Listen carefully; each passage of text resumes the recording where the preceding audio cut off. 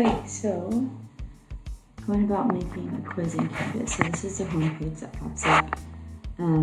I have these linked down here to their respective terms. So the way I do it is I make a module for each term. So everything is organized by modules. And within that module, they have the different lessons. So for example, these are the only 4 things that are published right now. So in term 4, it's their instructions and then the notes that they have to take, the digital lesson, and then they come here to do their quiz once they're done with the digital lesson. And then I'll post these later on. So the way I do this is I just add within the term, and then instead of add assignment, I make it add quiz, and then new quiz.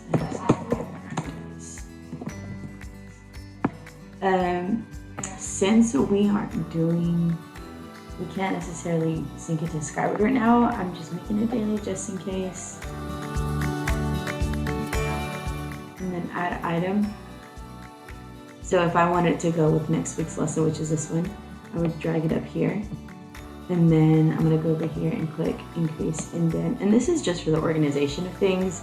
I just like having things kind of organized within the same term. That way I feel like it's easier to kind of like a hub where kids can go back to. So you'll click on the name of the quiz. And then up here, you'll click on edit. So, oh, sorry, that's wrong. So then here I would say, you have, let's say 5 attempts, blah, blah, blah, blah, blah, to get that right. And then I would also say like, W, taking notes, verified.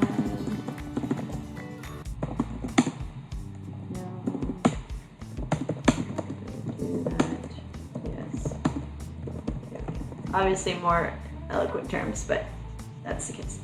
Okay, so this time what I'm doing is I'm making them have an access code. So I'll talk about that here in a second. So quiz type, graded quiz, assignment group. Again, I'm just gonna do daily just in case. I'm gonna go ahead and do sync to SIS just in case we do get to access Skyward. Shuffle answers, I like that kids can't like text each other, oh, it's like the 3rd one or the 5th one. Like the answers are all shuffled. I'm not doing any time limits just because they're doing it at home. I do allow multiple attempts and make sure it has the highest and not the latest score. So I do the highest so it doesn't punish them, and then how many attempts I'm allowing. Last week I did 5, I may do 4 this time. They haven't really needed it. So to this next part, let students see their quiz responses. I'm gonna do after each attempt since they're teaching themselves. Let students see the correct answers. Probably not, I want them to go look at their notes. And then show one question at a time. I like this because they can't get ahead of themselves. I'm not gonna log it just because some kids may be able to go back and look at one question, like look at question number 6 and like, oh my gosh, that right. For like number 2, jog my memory, Okay, quiz restrictions, require an access code. So I am doing this because I'm doing Nearpod this time. So in my Nearpod, the final slide that they have is going to tell them the code that they need. So for example, let's 23. So here we go. So this is the slide that I have. So yeah, you finish the lesson. And so the access code to your quiz, I just did Chipotle, I don't know. So require an access code in Chipotle. So they would have had to have gone through the entire Nearpod lesson before being able to see this slide. So that way they're not just looking at Canvas and hopping straight to the quiz without getting any of the information. And then assign to everyone, due, this one would be due next Friday the 3rd. And then I'm gonna open it. That way I don't have to come back. I can actually make it. And it'll automatically publish this Friday. And then it'll close next Friday, April 3rd at 11:59. Just click done. Okay, so then I'm gonna go to my questions tab up here. I don't know what this one is. So if anyone figures that out, let me know. I'm gonna go to the questions tab here. And then I'm gonna click new question. So here, I usually just put a question.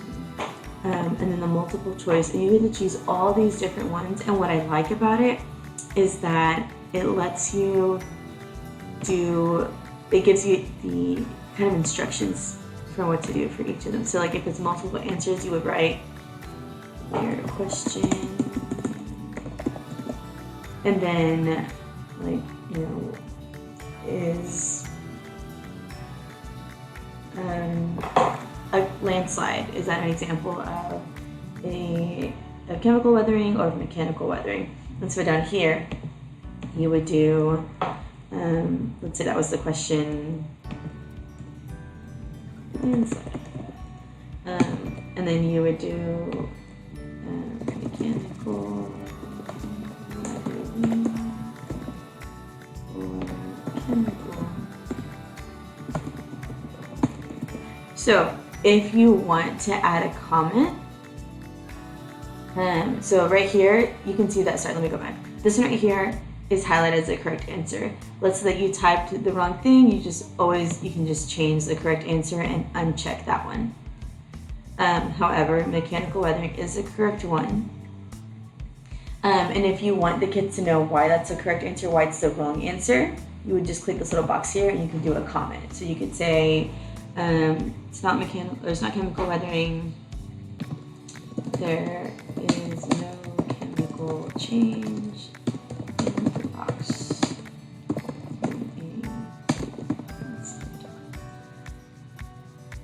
And okay, so here is where I believe you're asking about the points. So depending on how many questions you have, you would assign a point value. Or you could also do something that's simple like this, could be worth 5 points.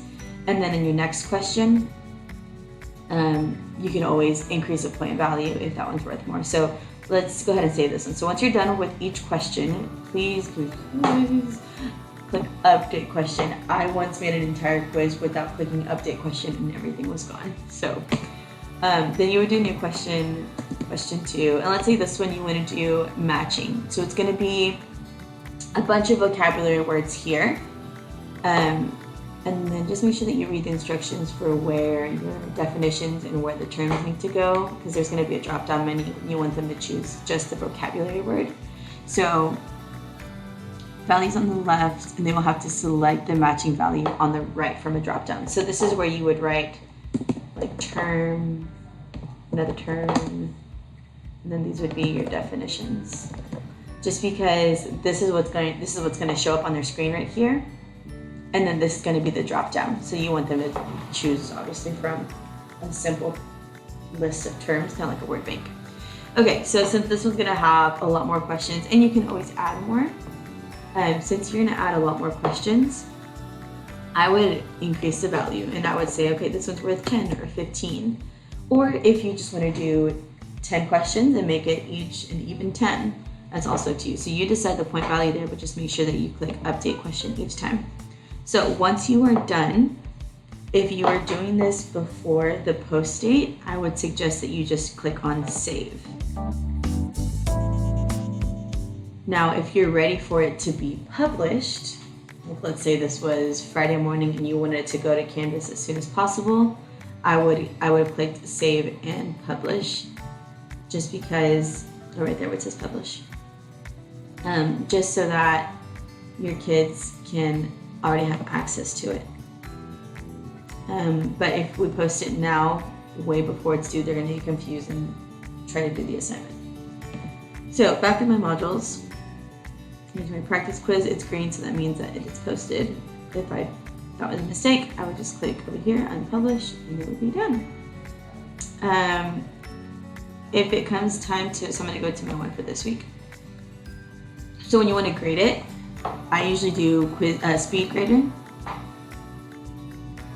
And so this allows for me to see the kids' grades. I didn't do out of 100 this time just because I was trying to do incomplete or complete. And so I had a lot of fill in the blank question or open-ended questions, so I had to go back and look at those. But it lets you kind of just drop down here, look at the different sections, choose a specific section, and then just kind of scroll through the different kids who have turned this in. And then if you want, you can specifically now, you can go and like add comments like, oh, go and fix, number 12, or look at your notes again for something. Yes, so I haven't messed with this one, but I think you can actually record yourself giving them feedback, which would be really cool. Once you're done with that, it is in your Canvas gradebook, which is here. And then it shows the different kids again. Again, you can choose which section to look at here. And you can look at different assignment groups. So like I said, I had mine in daily. So here is the kids who have taken their quiz.